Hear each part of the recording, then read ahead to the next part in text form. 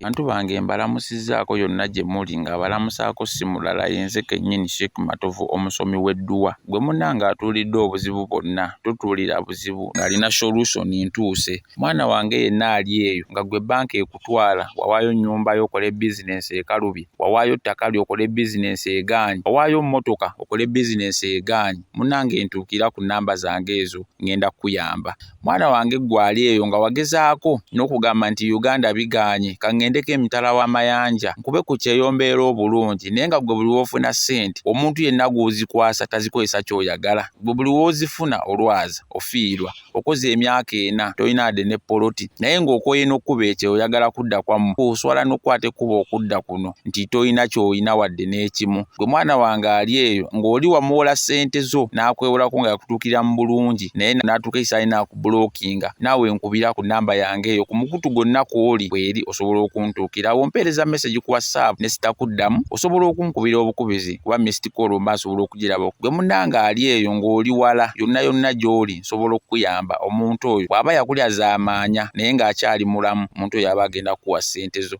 Naawe ali wano osobola okuntuukira ku nnamba zange ezo era naawe nsobola okukuyamba ng'ontuukiridde wano ewaka. Gwe mwana wange tokkiriza muntu kulya zaamaanya ate nga ssente zo zimenyekedde ozituuyanidde. Oli n'akulaga nti ye azitwala mu kaseera mpaawo kaaga ate n'akubulookinga. Naye ggwe anoonya omulimu ayagala okugenda ebweru ng'embeera ekyakalubye naawe agunoonyeza wano okwaboobwe naawe osobola okuntuukirira ku nnamba zange ezo ne nkusomera edduwa. Bye sitasobodde kukoonako osobola okuntuukira ku nnamba ezo ne nkukolera ensonga zo. Nsigadde nze Sheikh Matovu omusomi w'edduwa.